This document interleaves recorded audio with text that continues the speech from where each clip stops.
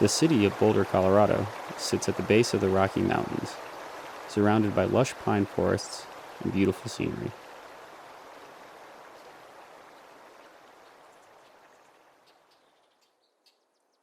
People move here to be closer to the abundant trails, crags, and wildlife in the Rocky Mountains. There's a connection to nature that makes this place so special.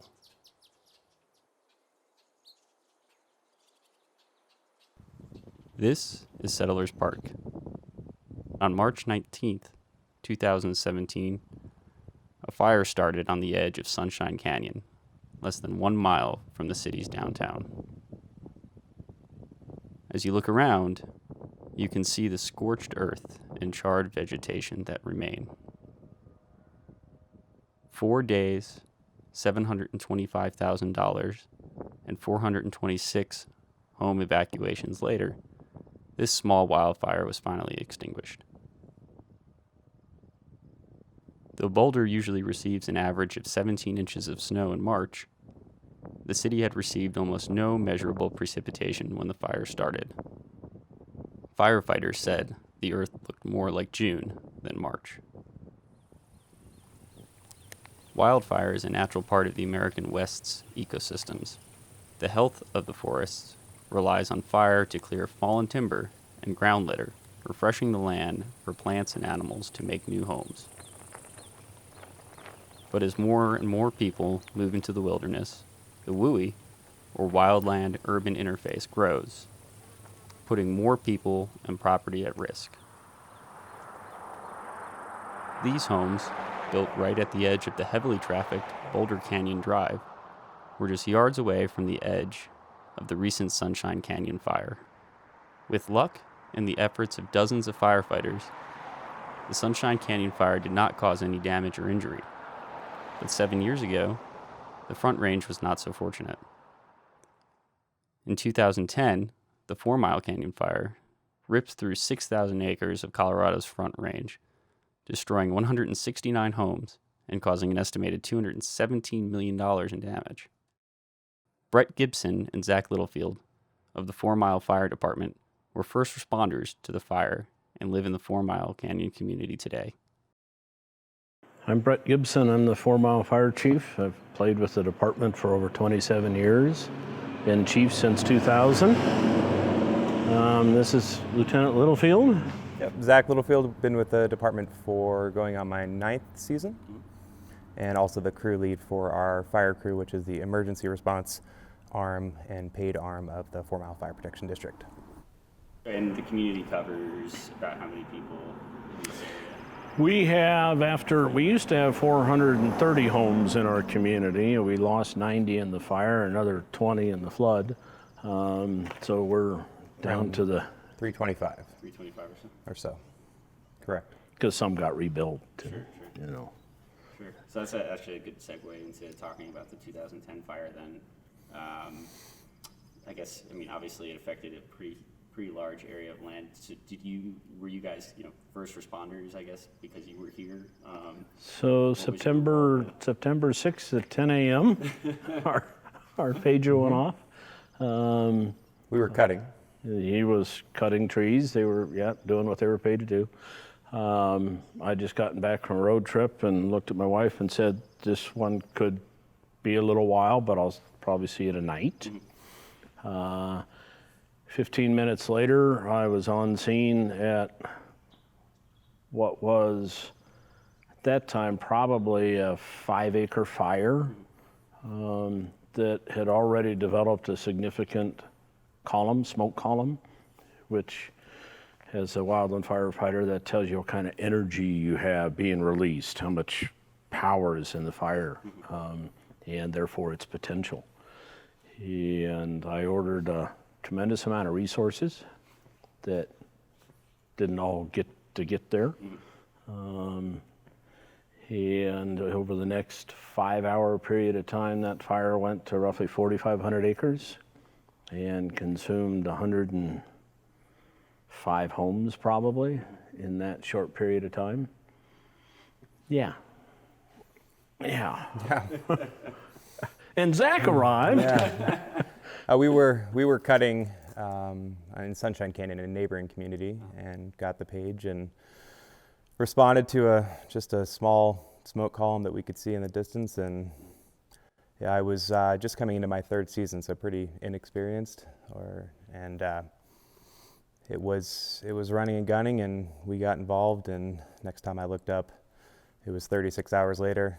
I had not spoken to my wife and had no idea how large this fire had actually become, and that it had burned into my entire community and through my entire community. And did I even still have a house? And was my dog there? And where's my wife? So. I think that was one of the psychological issues that was really going on during that first 10-hour time period. Is 11 of our firefighters lost their homes during that fire. And as you're fighting the fire, I was in the command post directing evacuations and assessing where the fire is going, and knowing that the fire had just topped through that community. And in the back of my mind, you're thinking about the people that you knew there, the dinners that you'd had there, and that the firefighters of those two homes were still on the line. And interesting, as he's doing that in the background, we were wondering, 35, 36 hours in, why are they starting to pull the volunteers and the paid staff, the local crews, off of this fire that we are emotionally dug into? And that's the background picture to why we're getting plucked and taken off of the fire and off the line and down to town, is to evaluate and see Where your head is at. where our head is at, and do we still have a home, and is everybody we know okay? Yeah, communications at that time, I mean, this is 10 years ago, not everybody had a cell phone, or however many years ago it was. So not everybody had cell phones to the level that we have it now. And trying to get a complete picture. All fires are chaos, just to what level. And it's amazing, the fire you were called to, the one you arrived at, and the one you read about in the paper the next day. But that fire you could see it from multiple canyons. It crossed multiple jurisdictions and multiple topographies. And so it was hard, really, from the perspective of somebody in town, to know where that fire was. So there was an awful lot of very widespread angst as to how many homes we actually lost, and accountability was rough. We didn't know where everybody was. Unbelievably, we didn't lose anybody in that fire. It's still to this day, that amazes me, that we did not kill 200 or 300 people. It just boggles my mind.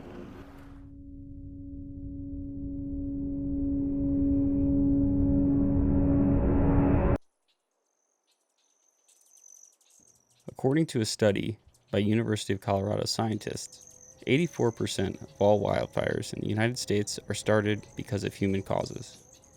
In 2016, approximately 130,000 acres burned in Colorado, putting the state at 13th for overall acreage burned in the United States.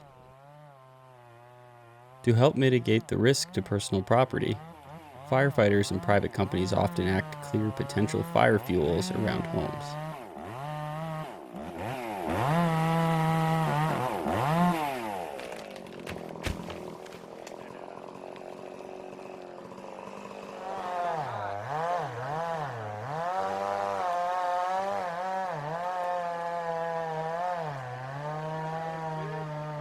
But fire mitigation can only be so effective when the climate has warmed by an average of 2 degrees Fahrenheit since 1977. Tom Veblen, a geography professor at the University of Colorado Boulder, an expert in the relationship between climate and forests, explains. So when I was talking to Brett Gibson, who's the head of the Fort Mile Fire Department, he's been fighting fires in Colorado now for, I think he said, 27 years, and he specifically made a point to emphasize that when he started, he remembers fighting fires. I mean, this is anecdotal, obviously, but he remembers fighting fires that were a few hundred acres, so on and so forth, scattered around. And now they're fighting fires that are routinely in the thousands of acres. And And that's probably driven by, in your judgment, in your guys' scientific judgment, is probably driven by these changes in climate mostly? Primarily driven by warming and drying conditions, absolutely, yes. But there also has been an impact of fire suppression that has resulted in tree encroachment in some of the grassland areas and an increase in fuel, so that in some places we've seen a shift from low severity fires historically to higher severity fires today. That's a pattern that we see in what's called the wildland-urban interface, so just on the outskirts of Boulder.